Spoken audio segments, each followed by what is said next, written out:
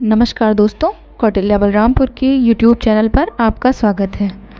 राष्ट्रपति द्रौपदी मुर्मू ने जस्टिस धनंजय यशवंत चंद्रचूड़ को देश का अगला चीफ जस्टिस नियुक्त किया है। 9 नवंबर से पद संभालने वाले जस्टिस चंद्रचूड़ देश के 50वें मुख्य न्यायाधीश हैं। उनका कार्यकाल 10 नवंबर 2024 तक होगा। उन्होंने जस्टिस यू ललित का स्थान लिया है, जो 8 नवंबर को सेवानिवृत्त हुए हैं। मई 2016 में जस्टिस DY चंद्रचूड़ ने सुप्रीम कोर्ट के जज का पदभार संभाला था। उनके पिता YV चंद्रचूड़ भी देश के मुख्य न्यायाधीश रह चुके हैं। YV चंद्रचूड़ के नाम पर सबसे लंबे समय तक CJI रहने का रिकॉर्ड भी दर्ज है। वह 1978 से 1985 तक सुप्रीम कोर्ट के चीफ जस्टिस रहे हैं। 11 नवंबर 1959 को जन्मे न्यायमूर्ति धनंजय यशवंत चंद्रचूड़ सुप्रीम कोर्ट के मौजूदा सिटिंग जज थे। 1998 में बॉम्बे हाई कोर्ट में सीनियर एडवोकेट के रूप में इन्हें नामित किया गया था। वह इलाहाबाद हाई कोर्ट के चीफ जस्टिस भी रह चुके हैं। जस्टिस DY चंद्रचूड़ कई बड़े मामलों में जज रह चुके हैं, जिसमें सबरीमाला, समलैंगिकता, आधार और अयोध्या से जुड़े मामले शामिल हैं। अब आपके मन में एक प्रश्न होगा कि कैसे जस्टिस यू ललित 2 ही महीने में रिटायर हो गए और कैसे DY चंद्रचूड़ 2 साल तक CJI रहेंगे। तो आइए जजों की नियुक्ति को लेकर संविधान में क्या प्रावधान है समझते हैं। सुप्रीम कोर्ट के जज का कार्यकाल उसकी उम्र पर निर्धारित होता है। वह केवल 65 वर्ष की आयु सीमा तक ही कार्य कर सकते हैं, उसके बाद वो रिटायर होते हैं। अगर वह 60 वर्ष की आयु में जज बन गए हैं तो वह अगले 5 साल तक जज बने रह सकते हैं, अगर उन्हें महाअभियोग लगाकर न हटाया जाए तो। अनुच्छेद 124 का क्लॉज 3 ये कहता है कि उच्चतम न्यायालय के न्यायाधीशों को राष्ट्रपति नियुक्त करता है, किंतु इस मामले में राष्ट्रपति को कोई वैवेकिक शक्ति नहीं प्राप्त है, यानी डिस्क्रिशनरी पावर।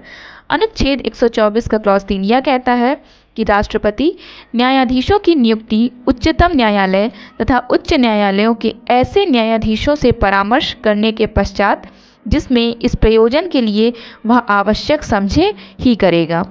अन्य न्यायाधीशों की नियुक्ति राष्ट्रपति सर्वदा मुख्य न्यायाधीश के परामर्श से करेगा।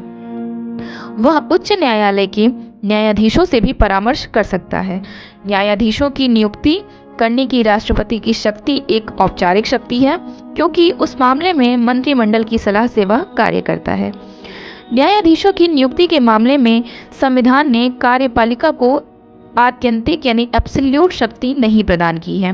कार्यपालिका को न्यायाधीशों की नियुक्ति के मामले में ऐसे व्यक्ति से परामर्श करना आवश्यक है जो इस विषय पर परामर्श देने के लिए पूर्ण रूप से योग्य है, यानी उच्चतम और उच्च न्यायालय के न्यायाधीशों से। अनुच्छेद 124 में इस बात का कोई उल्लेख नहीं किया गया है कि उच्चतम न्यायालय के वरिष्ठतम न्यायाधीश को ही मुख्य न्यायमूर्ति नियुक्त किया जा सकता है। संविधान में ऐसी बाध्यता न होने के बावजूद प्रारंभ से ही उच्चतम न्यायालय के वरिष्ठतम न्यायाधीश को ही मुख्य न्यायमूर्ति के पद पर नियुक्त करने की एक परंपरा चली आ रही थी। विधि आयोग ने 1956 में यह सुझाव दिया था कि मुख्य न्यायमूर्ति की नियुक्ति केवल वरिष्ठता के आधार पर नहीं, वरन न्यायाधीशों के गुण और उपयुक्तता के आधार पर की जानी चाहिए। विधि आयोग की इस सिफारिश के बावजूद सरकार मुख्य न्यायमूर्ति की नियुक्ति वरिष्ठता के आधार पर ही करने की परंपरा का पालन करती रही। स्पष्ट है कि सरकार ने विधि आयोग की सिफारिश को या तो उपयुक्त नहीं माना या जानबूझकर उसकी उपेक्षा की है। 1973 में इस मामले पर एक महत्वपूर्ण संवैधानिक विवाद उठ खड़ा हुआ। 25 अप्रैल 1973 को जब केशवानंद भारती बनाम केरल राज्य का मामले में दिए गए विनिश्चय के कुछ घंटों के पश्चात ही सरकार ने अप्रत्याशित ढंग से उपयुक्त 22 वर्षों की परंपरा को तोड़ दिया और वरिष्ठता क्रम की उपेक्षा करके न्यायमूर्ति श्री अजीत नाथ रे को भारत का मुख्य न्यायमूर्ति नियुक्त किया। इस मामले में उच्चतम न्यायालय का निर्णय सरकार के विरुद्ध था। न्यायालय के 3 वरिष्ठतम न्यायाधीशों श्री JM शेलट, श्री KS हेगड़े तथा श्री SM ग्रोवर ने, जिनकी वरिष्ठता की उपेक्षा कर श्री राय को मुख्य न्यायमूर्ति नियुक्त किया गया था, अपने पदों से त्यागपत्र दे दिया। श्री SM सीकरी के बाद श्री शेलट न्यायाधीशों में वरिष्ठतम न्यायाधीश थे। उनका कार्यकाल जून 1974 को समाप्त होने वाला था। न्यायाधीश श्री ग्रोवर का कार्यकाल फरवरी 1977 को समाप्त होने वाला था। सरकार की इस रवैये की बड़ी तीव्र आलोचना की गई। उच्चतम न्यायालय के अधिवक्ता संघ ने इस कदम की आलोचना करते हुए कहा कि यह नियुक्ति विशुद्ध राजनीतिक आधार पर की गई थी और इसका योग्यता तथा वरिष्ठता से कोई संबंध नहीं था। केंद्रीय सरकार ने जो कारण बताए थे वो पूर्णतया असंतोषजनक थे तथा विधि आयोग की सिफारिशों से कोई मेल नहीं खाते। सरकार के उपयुक्त रवैये से स्पष्ट था कि वह न्यायपालिका की स्वतंत्रता को नष्ट करना चाहती थी। लोकसभा में सरकार की ओर से इस कदम के पक्ष में कई तर्क दिए गए। कहा गया कि न तो अनुच्छेद 124 में ऐसी कोई बाध्यता है और अमेरिका और इंग्लैंड में भी वरिष्ठता को नियुक्ति का आधार नहीं माना जाता।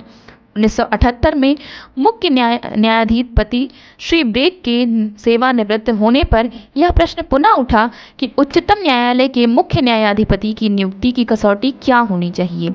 जनता सरकार ने पुनः वरिष्ठतम की कसौटी को आधार पर न्यायाधीश श्री चंद्रचूड़ को मुख्य न्यायाधिपति के पद पर नियुक्त कर इस विचार को समाप्त कर दिया।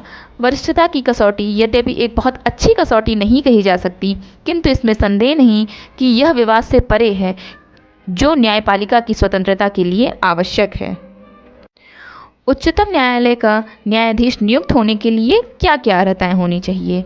उच्चतम न्यायालय के न्यायाधीश पद पर नियुक्ति के लिए किसी व्यक्ति में कुछ अर्हताओं का होना आवश्यक है, जिसमें से पहला है कि वह भारत का नागरिक होना चाहिए, किसी उच्च न्यायालय का लगातार कम से कम 5 वर्षों तक न्यायाधीश रहा हो या किसी उच्च न्यायालय में लगातार 10 वर्षों तक अधिवक्ता रहा हो, राष्ट्रपति की राय में पारंगत विधिवेत्ता हो।